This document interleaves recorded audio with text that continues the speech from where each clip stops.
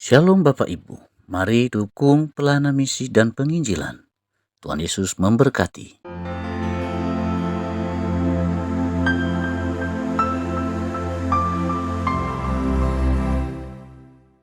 Hari ini saya bicara tentang destiny atau tujuan. Itu penting.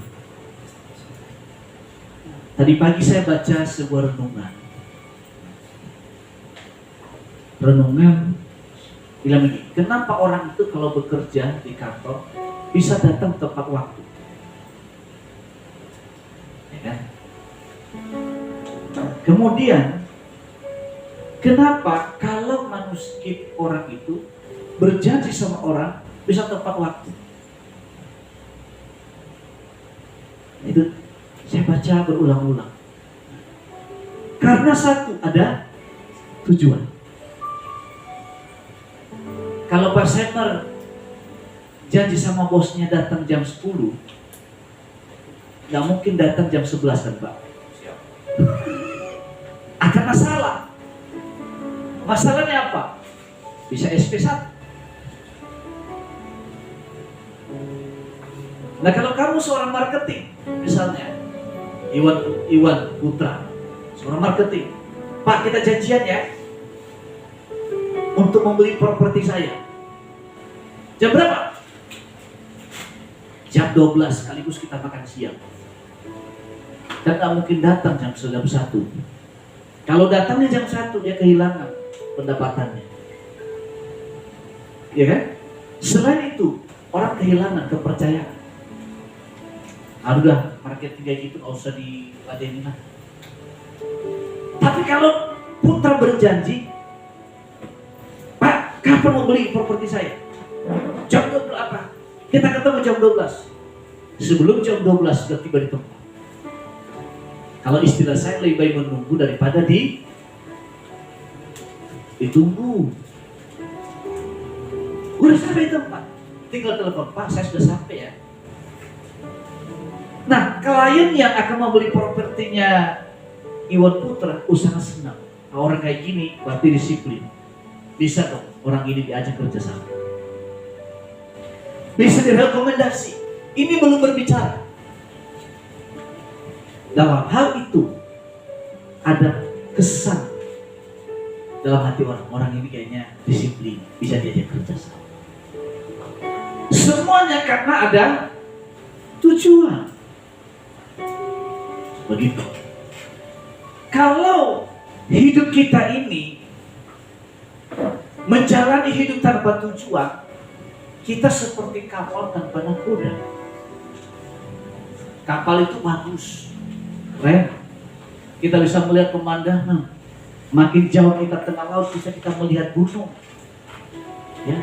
Orang Indonesia yang senang selfie bisa foto-foto kenangan. Aku lagi di tengah laut. Ya. Orang Indonesia itu jago selfie. Seperti kejadian di Sarina itu orang lagi bom meledak, ada orang selfie. Di belakangnya ada asap meledak bom. Itu hebatnya orang Indonesia loh. Ya, nggak takut sama teroris walaupun ada bom, dia selfie aja. Ya. Bahkan ada ibu-ibu juga yang menyeberang di penyeberangan Pak jembatan Suramadu. Mereka bikin TikTok dengan lagu India, akhirnya ditangkap polisi, dipanggil polisi karena selfie. Ini berarti orang Indonesia. Nah, waktu kita di tengah laut, kita senang berfoto. Oleh karena itu, saudara, untuk sampai kapal ke tengah laut, ada nakoda yang meluruskan perjalanan. Nah, kita juga sama. Kalau kita punya tujuan yang jelas tentang kehidupan, maka kita melangkah dalam kepastian dan kita akan maksimal dalam hidup. Katakan apa ya? Harus punya tujuan. Kalau tidak, kamu seperti anjing yang mengejar ekornya. Pernah nggak lihat anjing kena ekor? Di rumah kami ada anjing, dia kejar ekornya muter-muter. Akhirnya apa? Kelayangan. Nah banyak orang Kristen juga yang kelayangan. Muter-muter, bukan lari di tempat lagi, muter-muter. Nah, Oleh karena itu semua jemaat, semua kita, termasuk saya, harus memiliki tujuan hidup. Saudara, saya ceritakan bagi saudara, kemarin saya baru wisuda sarjana teologi. Tahun depan nanti baru Master of Divinity teolog tahun depan, kalau tidak ada hambatan. Untuk mencapai tingkat sarjana tidaklah mudah, Pak Bu. Karena apa? Saya tidak memenuhi syarat. Saya cerita aja supaya ini mengerti semua. Saya nggak memenuhi syarat. Kenapa nggak memenuhi syarat? Karena ketika saya tinggalkan Pulau Nias kurang lebih 25 tahun yang lalu, saya nggak punya ijazah SD, SMP, SMA. Lah mana mungkin saya kuliah, betul nggak? Nggak ada yang kelas 6, belum ada kelas 1. Sepintar apapun, betul nggak? Kalau ada tiba-tiba lompat kelas 6, itu bayi ajaib. Saya nggak punya ijazah. Pandangan saya mau jadi apa nih? Tapi pengen merantau. Bahasa Indonesia juga saya yang belum bisa. Bisa sih, cuma apa itu kalau bahasanya itu misalnya makan ada kurang N-nya. Makan jadi maka. Makanya banyak orang yang di Medan itu bahasa Indonesia susah. Kenapa? Sekolahnya nggak ada. Sehingga waktu itu teman-teman saya orang Batak sering ngeledekin saya. Kalau orang Batak ngomong kan to the point. Sering ngeledekin. Saya tidak punya masa depan pada waktu. Karena saya nggak punya ijazah. Mau ngelamar, nggak mungkin. Mau jadi satpam, saya seperti Mas saya baru punya latihan tersendiri. Enggak, ada latihannya. Harus punya wibawa khusus. Nah, wajah saya manis.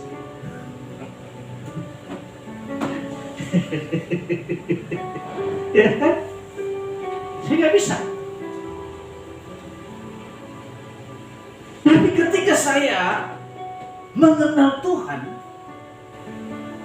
di situ saya pola berpikir saya berubah. Dari saya tadi itu, walaupun saya nggak punya pendidikan yang tinggi, tapi saya senang membaca buku, baca koran, baca semua, pokoknya ada buku apa saya baca.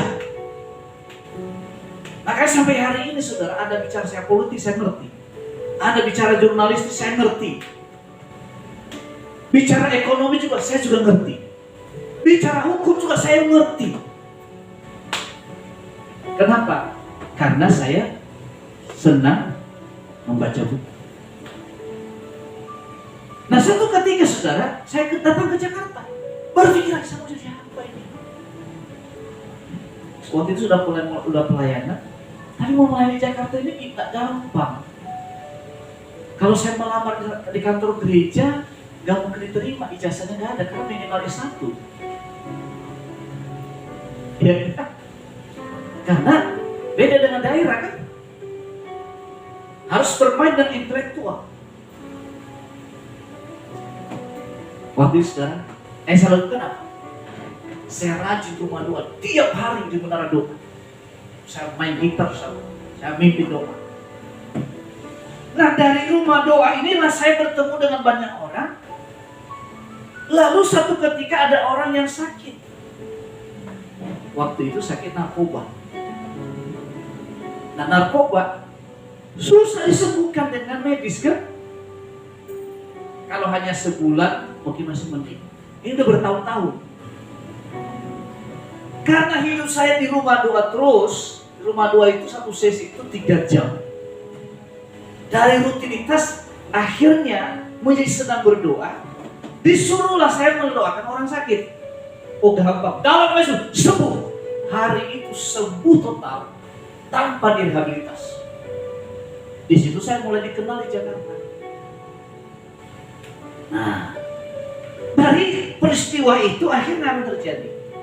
Ditawarkan bekerja di kantor gereja. Tapi saya puji Tuhan itu nggak ditanya ijazahmu mana, Gak ditanya loh saudara. Kenapa? Saya punya hubungan dekat dengan pemimpin. Karena sudah dikenal di rumah doa. Ya. Saya main gitar juga, nggak main-main, saya serius. Anda tahu, zaman itu saya mainkan gitar, orang bisa manifest. Jadi orang bilang apa-apa bisa manifest zaman-zaman. Ya bisa 6 jam sehari kan di rumah doa, 2 sesi. Nah, waktu saya bekerja, gaji saya hanya 4.500 sehari. Belum punya gaji bulanan, masih harian. Sebetulnya uang makan sebetulnya itu. Dan saya hemat-hemat. Kalau saya makan siang, maka malamnya saya nggak makan lagi sama pagi. Waktu itu saya ingat saya beli nasi di warteg 500 rupiah. Tempe, nasi, lalu kuahnya. Tapi kalau ada yang traktir makan siang, kadang-kadang ada yang traktir kan, maka malam dan pagi saya tak makan. Untuk besok saya makan siang, gitu kan.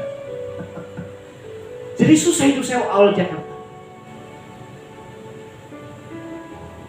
Lalu kemudian saudara kasih Tuhan, uang kos saya 100.000 per bulan. Nah, kalau makan 30 hari, 30 kali dalam sebulan, kali 500 berapa?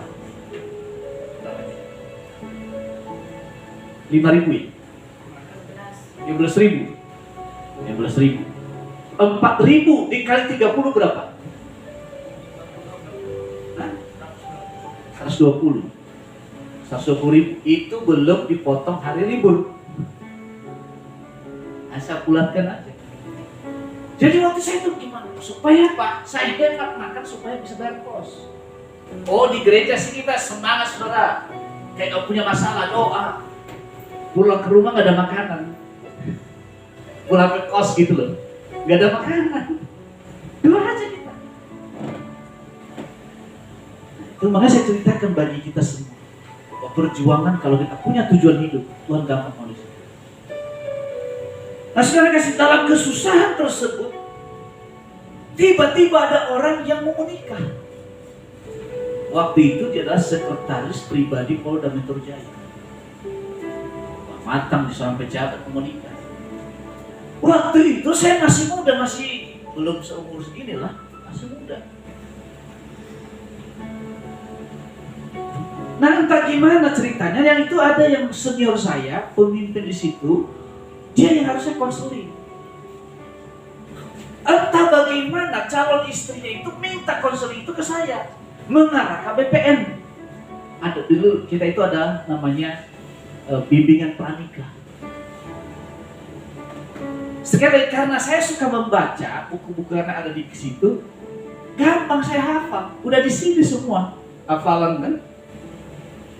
Konseling sampai mereka menikah. Setelah mereka menikah, saya diberi hadiah. Itu berkat pertama yang saya terima yang terbesar dan baru saya punya. Saya diberikan hadiah motor Cina zaman itu namanya Jans. Wah, saya bangga luar biasa punya motor itu pertama kali seumur hidup. Gimana di kampung kita lagi susah, tiba dikasih motor begitu kaget kita, wah keren ini. Andai gaskan, senang, ini baru punya.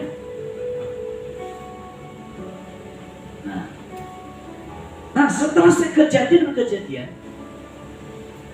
nah kadang-kadang ada orang yang nebeng di motor saya. Nanti. Nah saya kan nggak minta ongkos kan, tapi karena dia merasa punya uang, dia nebeng itu sebetulnya bukan karena apa, dia pengen cepat, ya tiba-tiba diselipkan. Akhirnya terjadi dari peristiwa, saya lagi tidak bergumul membayar uang kos. Bertahap. Dan kerjaan saya di kantor sekretariat bukanlah sebagai staf. Saya dipercayakan hanya untuk membersihkan kantor gereja yang kita kenal dengan namanya office. Kerjanya rendah. Nah di situ saya belajar untuk rajin dan tekun. Apa yang saya lakukan? Sebelum semua datang karyawan, termasuk atasan saya sudah datang terlebih dahulu. Sebelum mereka pulang, saya tidak akan pulang, meskipun sudah waktunya. Ini belajar ini. Itu yang kedua. Yang ketiga, saya perhatikan pemimpin saya itu senangnya kalau pagi hari apa. Nah saya tahu kalau pagi hari itu dia senang minum teh manis. Saya siapin. Kalau siang hari ya kopi. Akan ada pemanas, tinggal taruh kan hangat terus itu minumannya. Saya lakukan itu bertahun-tahun. Saya kasih Tuhan, lalu kemudian saya terus belajar karena di situ ada komputer. Saya belajar komputer. Zaman dulu itu belum ada mouse seperti ini, semua pakai rumus. Dan akhir kata sudah dikasih Tuhan, dari perjalanan itu, orang itu kadang susah mengerjakan pekerjaannya. Tinggal saya ngajarin, rumus ini tekan ini, rumus ini tekan itu. Lama-lama saudara di kantor kami itu, dulu kan komputer kan gede-gede ya. Saya bisa merakit komputer. Terus berkembang. Dalam waktu yang tidak lama, saya dikursuskan menjadi sekretaris bagian administrasi oleh atasan saya. Selesai saya kursus 3 bulan dari seorang office boy, langsung diangkat menjadi staff. Dan lumayan, udah punya meja, sudah punya kursi. Tapi tetap saya lakukan sebagaimana biasanya. Sebelum pemimpin saya pergi pulang, saya tidak akan pulang. Sebelum mereka datang, saya sudah sampai. Dan terus saya melakukan, saya nggak menunggu office boy mempersiapkan minum dan persiapkan kopi dan sebagainya. Saya lakukan itu bertahun-tahun. Dari seorang staf administrasi dipercaya oleh kepala bagian. Dan kalau ada yang bermasalah, saya harus menggantikan departemen tersebut. Tidak lama kemudian naik lagi menjadi sekretaris pimpinan. Karena apa saudara? Rahasianya adalah ketika saya kenal Tuhan, saya memahami tujuan hidup saya. Yakni saya melayani Tuhan. Dan saya tidak bisa melayani Tuhan yang tidak kelihatan. Maka dari itu Tuhan pakailah hamba Tuhan yang kelihatan untuk saya layani dengan sungguh-sungguh. Satu kata pun saya nggak pernah berbantah dengan atasan. Ya, jangan itu saya loh ya. Meskipun kadang saya nggak setuju, tapi saya renungkan apa yang diomongin. Nah saya melakukan. Dan terakhir saya meninggalkan tempat tersebut. Ketika gereja ini saya merintis. Amin. Ini penting bagi kita. Tujuan hidup, kerajinan, pendudukan diri, dan ketekunan itu penting. Amin. Amin. Kita masuk firman Tuhan dulu. Itu di baru pendahuluan, sekarang baru khotbah. Mazmur 127 ayat pertama dan kedua. Judulnya itu berkat Tuhan pangkal selalu. Nyanyian ziarah Salomo. Kita baca sama-sama ya. 2, 3, ya. Nyanyian ziarah Salomo. Jikalau bukan Tuhan yang membangun rumah, sia-sia usaha orang yang membangun. Jikalau bukan Tuhan yang mengawal kota, sia-sialah pengawal berjaga-jaga. Ayat 2. Sia-sialah kamu bangun pagi-pagi dan duduk sampai tengah malam dan makan roti yang diperoleh dengan susah payah, sebab Dia memberikannya kepada yang dicintainya pada waktu tidur. Kita kembali ayat pertama. Yang menulis ayat ini adalah Salomo. Kita tahu Salomo anak seorang raja, anak seorang yang ahli dalam peperangan. Karena Daud itu disegani oleh lawan maupun oleh kawan.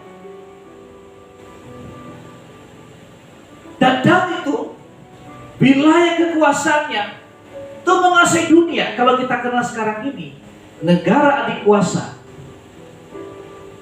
adalah Amerika. Pada waktu zaman Daud, Israel itu negara kecil, tapi mampu menguasai dunia. Seluruh dunia mengantarkan upeti kepada Daud. Sehingga Daud pada waktu itu sangat kaya, sangat masyhur namanya, dan sangat disegani karena kemampuan yang luar biasa, di mana dia tidak pernah pulang dalam keadaan kalah. Daud selalu membawa kemenangan dan keberhasilan sepanjang kehidupan. Dan Daud inilah lahir seorang anak yang bernama Salomo. Salomo seorang anak muda yang tidak berpengalaman, tetapi Salomo menerima warisan iman dari orang tuanya, dan yang dia lakukan adalah menghormati Tuhan dalam hidup, mendekatkan diri kepada Tuhan. Waktu dia mendekatkan diri sama Tuhan, dia nggak minta yang lain. Satu yang dia minta, berikan saya hikmat dan pengertian.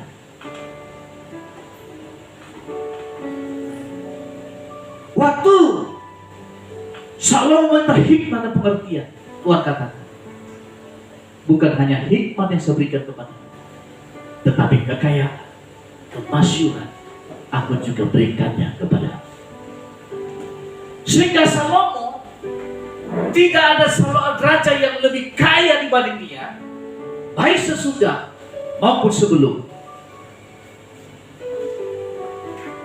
Dia bisa menguasai dunia tanpa peperangan, tanpa pertumpahan darah. Berbeda dengan ayah. Karena dia satu, dia memahami tujuan hidupnya, yakni dia membangun rumah Tuhan di muka bumi melalui bayi Salomo, meskipun akhirnya dia ada kesalahan. Dan ketika dia membangun rumah Tuhan, apa yang terjadi? Tuhan datang di rumah tersebut. Dan waktu Tuhan datang ke sana, itu asap memenuhi tempat itu sehingga para imam tidak mampu berdiri. Karena ada hadirat Tuhan di sana. Ada kekuasaan Tuhan yang menguasai tempat. Sehingga para imam tidak bisa lagi menjalankan ibadah.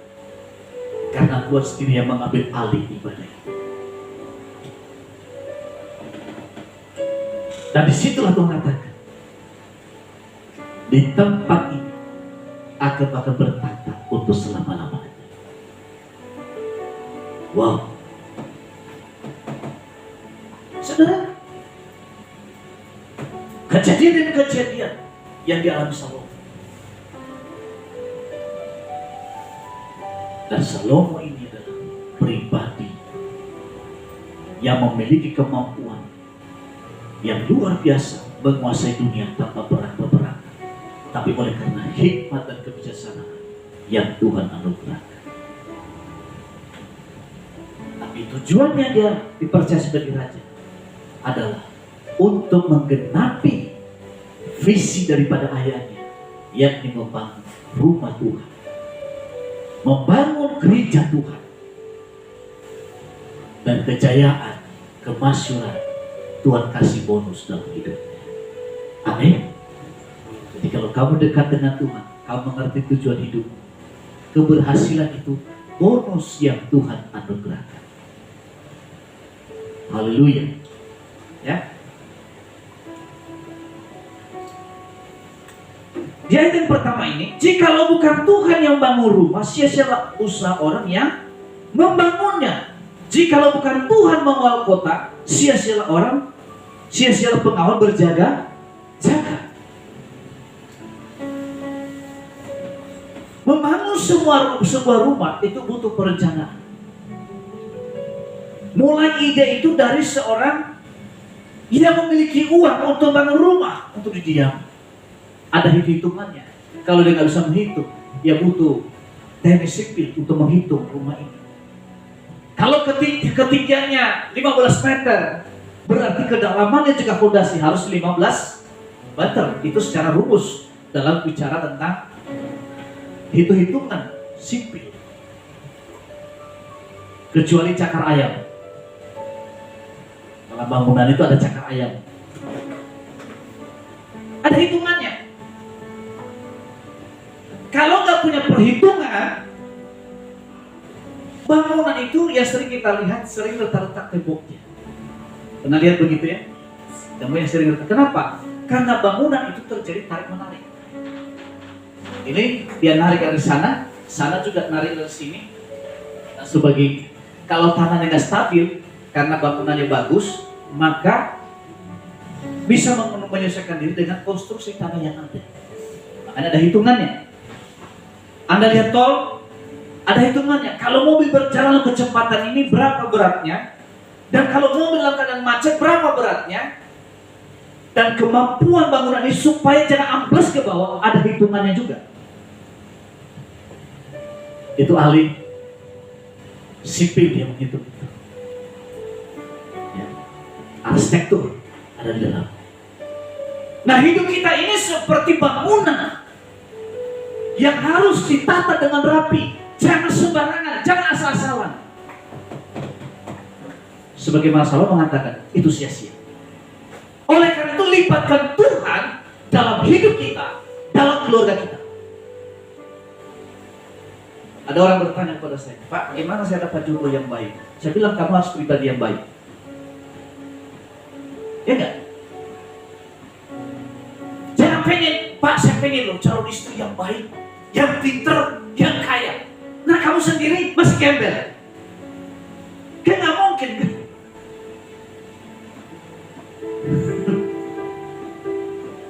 Ya pengennya, saya pengen istri saya cantik luar biasa, make upnya setebal 3 cm.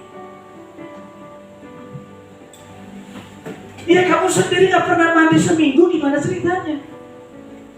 Belum ketemu aja udah muntah orang.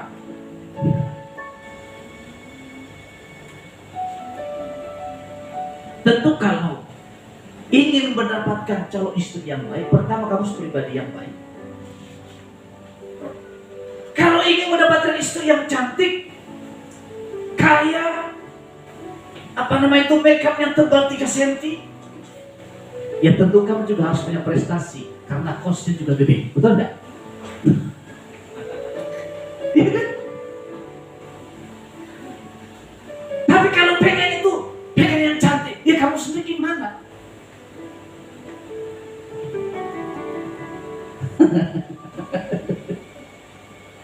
Karena ganteng itu relatif, betul nggak? Karena wanita mulia itu karena kamu ganteng. Kamu wajahmu hancur pun juga kalau kamu punya prestasi, wanita manapun juga pasti lihat. Betul nggak? Karena ganteng itu menyesuaikan perjalanan waktu. Tinggal disetrika menjadi apa? Dia banyak disetrika. Tinggal datang ke Korea, operasi plastik. Ya gampang. Kan mau pilih wajah mana? Oh, saya mau wajahnya Lee Min Ho. Gak apa-apa, disetrika. Jadi operasi plastik, ya kan? Yang penting dompetnya tebal, walaupun isinya cuma koran. Ya kan? Jadi kamu harus pribadi yang terbaik. Tuhan itu nggak konyol. Tuhan memberikan kepada kita apa yang terbaik menurut Tuhan, bukan menurut kamu. Maka dari itu kamu harus belajar menjadi pribadi yang baik. Amin. Yang belum menikah belajar seperti ini. Yang sudah menikah bertobat kalau mencoba-coba, ingin mendapatkan yang baru. Yang belum menikah yang harus menata seperti itu. Yang sudah menikah rawat yang sudah ada. Amin. Amin. Amin. Iya. Jangan rawat rumput tetangga. Sebab bagus jangan rumput tetangga, tetangga tetangga. Kan? Ya kan? memuji istri orang, istri sendiri nggak pernah dipuji.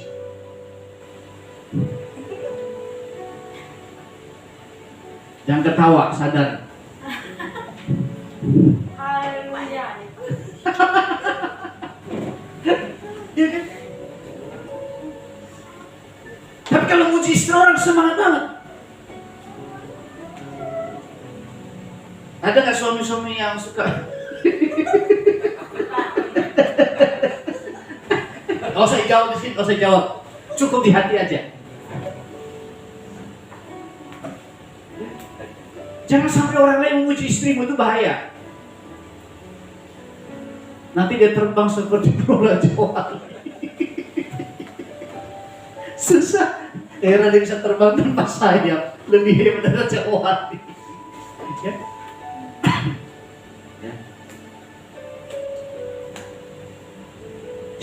Jika bukan Tuhan yang bangun rumah, sia-sia orang yang membangun. Artinya kita libatkan Tuhan. Jangan sembarangan kita melangkah dalam hidup. Jangan semau-maunya. Libatkan Tuhan. Bagaimana harus saya kerjakan? Apa yang saya perbuat dalam hidup saya? Saya pengen membangun keluarga saya seperti A dan B. Tuntut langkah. Bimbing saya. Tuhan akan bangun. Dan kalau sudah dibangun, itu tidak akan diuji. Ada ujian waktu. Kalau salah satu di antara kalian lebih sukses, setia nggak dengan pasangan? Ya, benar. Itu ujiannya. Karena kalau laki-laki nggak takut Tuhan, makin banyak uang, makin apa? Ayo jujur. Kalau laki-laki, suami-suami yang diberkati kaya luar biasa, makin banyak uang, makin apa? Banyak perempuan.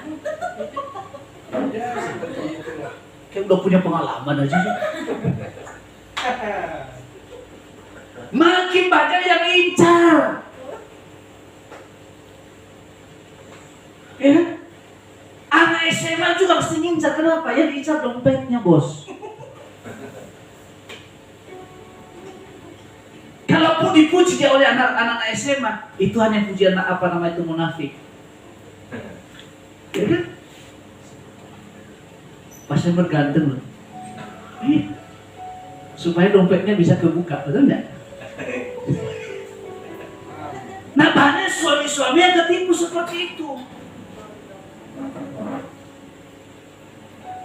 Tertipu dengan pujian yang penuh kemunafikan.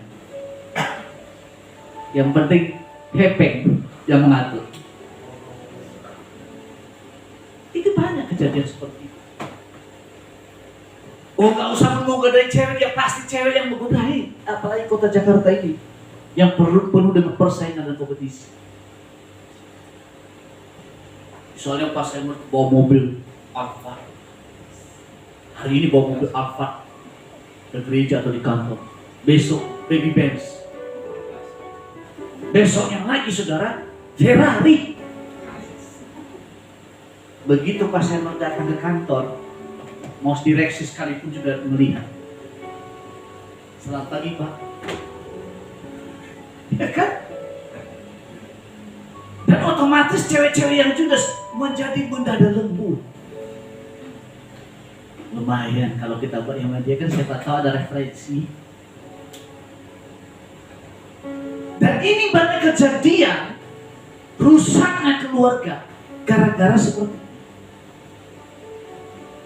Kalau nggak kuat imannya, karena yang memberikan sapaan yang sangat ramah itu jauh lebih rapi pakaiannya. Kenapa? Karena pakaian kantor. Di rumah pakaian rumah, nggak mungkin pakai blazer, pakai apa itu, apalagi pakai apa namanya itu yang pakaian. Kalau di kantor itu kan roknya sering kali apa namanya di atas paha ya. Hah? Betul kan? Ditambah lagi kurang bahan.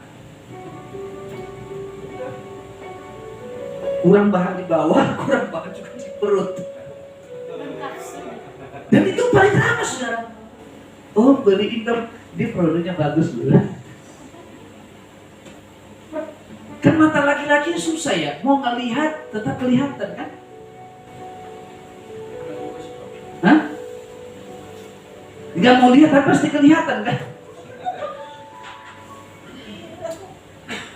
Jadi secara kasih Tuhan, banyak suami-suami itu bisa tergoda bukan karena keinginan mau tergoda, tapi karena jauh dari perlindungan Tuhan. Sehingga apa yang terjadi? Dia nggak mampu dengan godaan. Dia nggak berdaya dengan pujian yang penuh kepalsuan. Ini yang seringkali terjadi. Ya. Makanya Tuhan Salomo mengatakan sia-sia orang bangun rumah tanpa Tuhan yang sia-sia. Jikalau bukan Tuhan yang bangun rumah, sia-sialah usaha orang yang membangunnya. Orang bangun rumah supaya ada kehangatan di rumah itu, ada kebahagiaan tersendiri. Tapi banyak orang yang punya keluarga yang nggak merasa bahagia. Kuncinya di sini, dekat dengan Tuhan. Hatimu jauh dari Tuhan. Tuhan tidak terlibat dalam keluarga. Maka dari itu hari ini kita harus melibatkan Tuhan dan kita harus biarkan Tuhan menguasai keluarga kita. Supaya di keluarga kita ada kebahagiaan. Ada kebahagiaan bukan berarti tidak ada perbedaan pendapat, bukan berarti nggak pernah bertengkar. Pasti dua pribadi yang satukan pasti seringkali terjadi perbedaan pendapat. Termasuk pendapatan juga pasti berbeda. Jika bukan Tuhan yang mengawal kota, sia-sia pengawal berjaga-jaga. Berapa tahun yang lalu Jepang itu dilanda oleh tsunami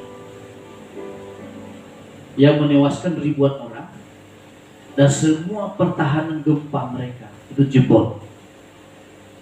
Dan Jepang itu terkenal memiliki teknologi yang mampu menangkal gempa bumi. Tetapi ketika terjadi tsunami, apa yang terjadi? Apa yang mereka bangun hancur. Itu artinya begini. Dalam hidup ini boleh kita memiliki segala sesuatu, tapi kenyataan hidup tidak satupun yang bisa menolak. Yakni apa? Ketika mereka diperhadapkan kenyataan, disitulah mereka, usaha mereka tidak jadi apa-apa. Ya. Kemampuan mereka selama ini, pada akhirnya Tuhan juga yang lebih berkuasa di atasnya. Tembok pengamanan anti gempa bumi jebol, tidak bisa. Oleh karena itu, keamanan yang pasti ketika Tuhan yang mau mengawal kota. Ada lagu yang mengatakan,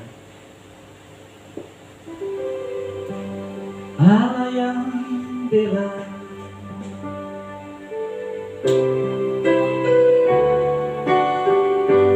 Allah yang bela,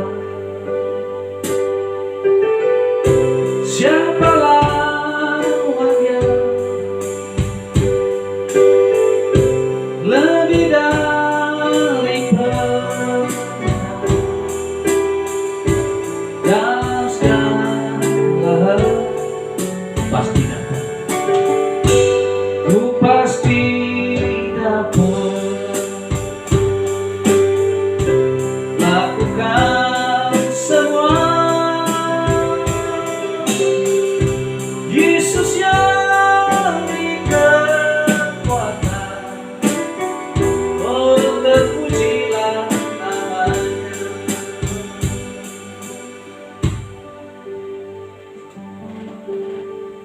Di ayat 1 bagian B, jikalau bukan Tuhan mengawal kota, sia-sialah pengawal berjaga-jaga. Sehebat apapun usaha manusia, kalau Tuhan tidak memihak, pada waktunya akan hancur. Dulu negara Libya negara terkuat. Pemerintahan sangat kuat. Tapi ketika pada akhirnya kita lihat Muhammad Gaddafi tewas di tangan prajuritnya sendiri yang diseret. Dan apa yang terjadi? Negara yang Libya yang makmur, yang kaya tadi, sekarang mereka mengalami kemiskinan yang luar biasa. Siapa lagi itu? Saddam Hussein. Itu juga negara kaya. Udah memerintah 40 tahun lamanya. Begitu diserang Amerika, negara yang sekarang jadi negara yang miskin. Tergenapi firman Tuhan. Sia-sia orang bangun kota, sia-sia orang mengawal kota, kalau bukan Tuhan yang mengawal. Jika bukan Tuhan yang mengawal kota, sia-sia orang mengawal berjaga. Kemampuan militer tidak mampu membendung kehancuran negara. Semua dia punya. Kekayaan mereka punya. Militer, polisi, politik mereka punya. Tapi ketika Tuhan lepas tangan, akhirnya hancur lebur. Kita lihat. Dulu juga sama. Uni Eropa, Uni Soviet. Negara itu maju yang dipimpin oleh Rusia. Ketika Tuhan lepas tangan dari negara yang hebat, itu runtuh dalam sekejap. Hitler juga diakui dunia kemampuan militernya yang mampu membunuh 6 juta orang Israel. Tetapi pada akhirnya mengakui orang yang terpintar di dunia yang pertama adalah Israel, yang kedua adalah Jerman, dan dia mengakhiri kehidupannya dengan bunuh diri di hadapan tentara. Sekarang negara Jerman bukan negara dikuasai, habis. Tapi kita melihat negara yang sekarang dibenci luar biasa, yang bernama Israel. Waktu mereka deklarasikan kemerdekaannya, mereka dikepung oleh 6 negara. Arab Saudi, Iran, Irak, Mesir, Yordania, satu lagi tuh, Lebanon. Negara baru merdeka, militernya belum sehebat negara yang sudah stabil, diserang dan terjadi perang 6 hari. Presiden sudah mengatakan waktu itu, saya akan menghapuskan Israel dari muka bumi. Semua pesawat jet tempur tidak satu pun lepas landas dari penerbangan dari Mesir. Dan apa yang terjadi? Tidak terjadi perang 6 hari, dan negara itu kalah. Bahkan wilayah Israel itu diperluas lebih luas lagi, 50% lebih luas. Akhirnya Mesir pun merendahkan diri dan berdamai. Israel kembalikan Golan, semenang, ya pokoknya Gunung Sinai yang Sinai. Ya, di Golan Sinai yang di Golan itu dikembalikan. Lalu karena sekarang apa terjadi? Mesir sekutu Israel, Arab Saudi juga melebut, ya. Irak juga melebut, Yordania melebut, siapa lagi tuh? Lebanon juga menjadi sekutunya Israel. PBB heran, kok bisa ya negara sekecil ini bisa mampu mengalahkan negara yang sudah stabil? Jawabannya sederhana, karena Tuhan yang mengawal. Amin. Bukan kuat, bukan gagah perkasa, bukan hebatnya kamu, tapi karena Tuhan yang memberkati, yang Tuhan campur tangan dalam hidup. Kamu sukses bukan karena profesimu yang hebat. Dan juga jangan pernah mengatakan, mana mungkin saya sukses, Pak. Profesi saya cuma segini. Siapa bilang kalau Tuhan yang menyertai, hari ini juga bisa Tuhan sanggup mengubahkan. Amin Bapak Ibu. Biarpun Israel dihujat di mana-mana, tapi tetap juga negara yang menghujat mereka. utuh rantangan Israel. Alutsista negara kita, alasan dapat KPK itu pro dan Israel. Coba Ukraina itu diserang Rusia, invasi Rusia. Sampai hari ini mereka nggak kuasai ke Ukraina. Kenapa? Zelensky itu orang Yahudi asli. Dan penduduknya hampir mayoritas itu orang Yahudi. Parlemen Rusia itu orang Yahudi. Nah, mana bisa? Perusahaan senjata Rusia itu pemiliknya orang Yahudi. Yang mana bisa? Gak usah jauh-jauh deh. Indonesia itu gak berani ke Singapura. Negara kecil gak berani. Ada tahu gak siapa Perdana Menterinya? Pendiri negara Singapura itu memang Jenderal Raffles, tapi pimpinan itu siapa? Itu orang Yahudi. Kok matanya sipit? Ya memang ya, orang Yahudi itu berbagai kulit mereka ada. Berapa kali Singapura itu cari gara-gara Indonesia? Indonesia nggak berani. Kenapa? Sekeliling negaranya itu ada nuklir semua. Tinggal tekan tombol habis. Makanya Asia nggak berani pada Singapura kan? Terus kemudian Malaysia, kenapa Indonesia nggak berani pada Malaysia? Karena di belakangnya Inggris dan Israel. Mereka berjalan dengan negara yang Tuhan sertai. Dan kenapa negara Singapura, Malaysia diberkati? Padahal wilayah negaranya kita jauh lebih banyak, lebih luas. Ya. Malaysia penduduknya cuma 23 juta. Jawa Barat 38 juta, mana lebih besar? Singapura ya paling ya saya banyak-banyakin 2 juta lah penduduknya. Karena besarnya ke Jakarta. Jakarta ini mungkin ada 2 juta orang kali ya. 10 juta. 12 juta. Taruhlah 12 juta. Di sana nggak punya pertanian, tapi kenapa mereka makmur? Kenapa? Diberkatilah orang yang memberkati engkau dan terkutuklah orang yang mengutuki engkau. Itu firman Tuhan kepada Abraham, Ishak dan ya. Makanya Indonesia hari ini sibuk urus surga, negaranya udah masuk ke bulan. Ya kan?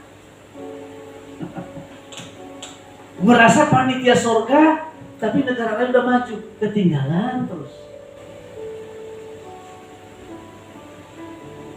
Singapura kenapa diberkati? Karena dia berjalan dengan orang yang menerima perjanjian dari Tuhan. Dan dampak berkat itu juga menjadi bagiannya.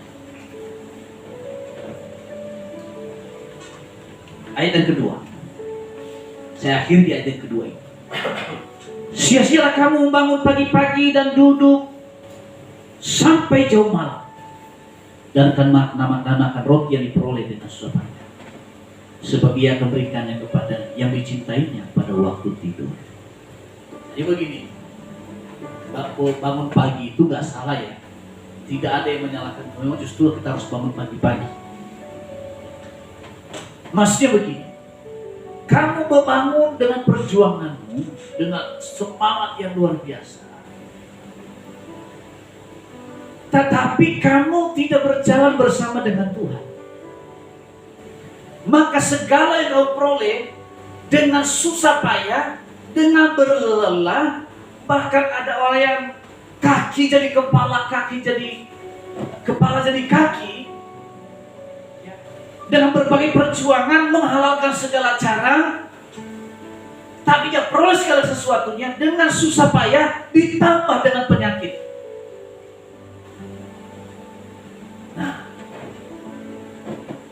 artinya orang yang bangun pagi tanpa memohon pertolongan Tuhan, tanpa Tuhan memegang tangannya, maka segala usaha perjuanganmu yang tadinya sudah benar, tapi karena Tuhan tidak berjalan bersamamu, semuanya disia-sia. Kamu peroleh 1.000, pengeluarannya 2.000. Ya, lebih besar pengeluaran daripada pemasukan. Tiba-tiba dari penyakit, tiba-tiba segala macam terjadi. Lalu kamu dikatakan sebagai berikannya kepada yang cintainya pada waktu tidur. Artinya begini.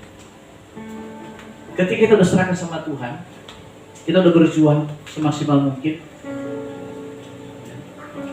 Karena kita berjalan bersama Tuhan, kita nggak tahu kapan itu berhasil.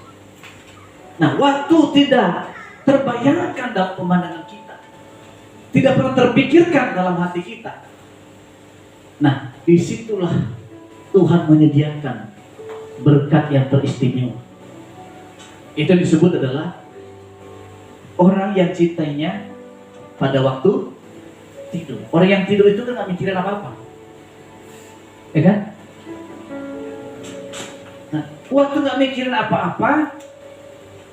Nah, orang yang sudah tidur udah pasrahkan hidupnya, kan nggak ada yang tahu. Mau orang bunuh dia pun nggak tahu dia temannya lagi nyenyak tidur. Nah, pada waktu orang sudah lelah perjuangannya, sudah mengandalkan Tuhan. Nah, disitulah Tuhan sediakan berkat. Sebab Ia menyediakan, sebab Ia memberikannya kepada yang cintainya pada waktu tidur. Kau berusaha dengan susah payah, dengan perjuangan yang luar biasa bersama dengan Tuhan. Belum ada hasilnya. Tetapi pada waktunya, apa yang kamu kerjakan itu tidak pernah sia-sia. Sebab Paulus berkata, jerih dalammu dengan Tuhan tidak pernah sia-sia. Oleh karena itu, milikilah tujuan hidup dengan benar. Pahami tujuan hidup dengan benar. Saya tahu panggilan hidup saya sebagai seorang hamba Tuhan, sebagai seorang penginjil. Kalau jabatan pendeta itu jabatan organisasi, tapi saya sebetulnya panggilan khusus adalah seorang penginjil. Dalam memberitakan Injil, saudara, saya nggak pernah takut memberitakan Injil, tapi dengan hikmat Tuhan. Kalau di sini saya hati-hati berbicara kan, tapi kalau di luar penginjilan itu berbeda, karena itu panggilan secara khusus. Dan saya juga punya panggilan, saya tahu. Ya. Saya bisa mendidik orang untuk maju. Berapa banyak di tempat ini yang saya didik? Jadi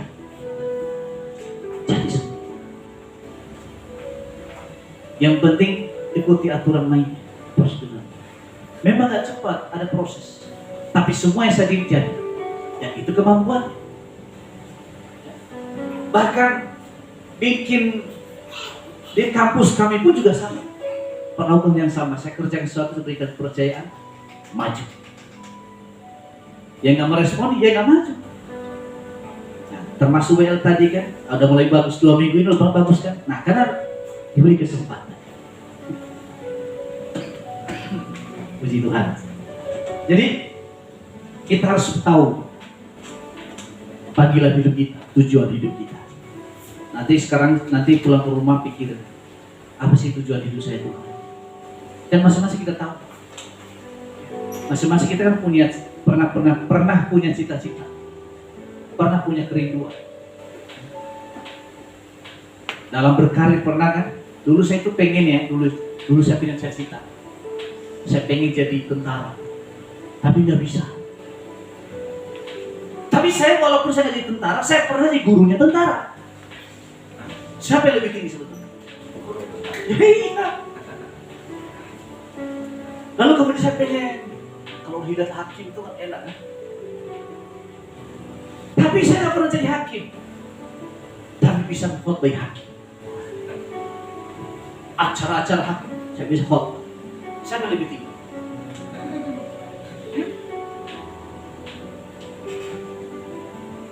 Di kejaksaan juga saya layan. Memang semua Tuhan Yesus, tapi artinya dalam hidup kita ini ada yang Tuhan tonjolkan dalam hidup kita. Aduh, saya nggak pernah jadi tentara, nggak pernah jadi hakim, nggak pernah jadi jaksa, tapi bisa mengajar. Jadi mungkin cita-cita kita nggak sampai, ada kepleset sedikit, tapi yang terbaik Tuhan kasihkan. Coba ingat siapa dulu yang pernah punya cita-cita yang lain. Dari cita-cita itulah kita berjuang. Amin. Lalu kemudian ketika kita sudah mau menikah, tentu ada pembicaraan. Keluarga kita ini mau kita apakan? Anak kita pengen berapa? Nah kalau kami dulu kan punya sendiri, belum menikah aja udah cari rumah. Iya kan? Belum menikah cari rumah, sampai kami ke Tangerang, ke Bekasi, sampai ke Depok, sampai ke Bogor, gak dapat rumah. Terakhir baru dapat rumah. Jadi Sawangan, Bojong Sari. Coba ingat-ingat, putra waktu cita-citamu dulu apa?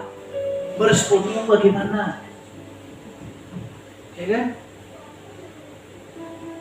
Bagi yang sudah menikah, coba Mas Joko Sambutari dulu cita-cita berdua waktu mau menikah apa? Diulang kembali. Pasti masih. Saya percaya juga Pak Sember waktu mau menikah dengan Bu Rali, pasti ada cita-citanya kan? Pasti. Nah, coba ingat kembali cita-cita itu dan hidupkan kembali cita-cita tersebut. Memang tidak langsung terjadi hari ini, tapi pada waktunya Tuhan akan kondisikan. Amin.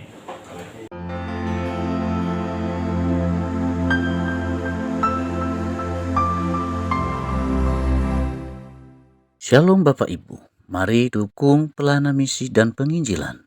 Tuhan Yesus memberkati.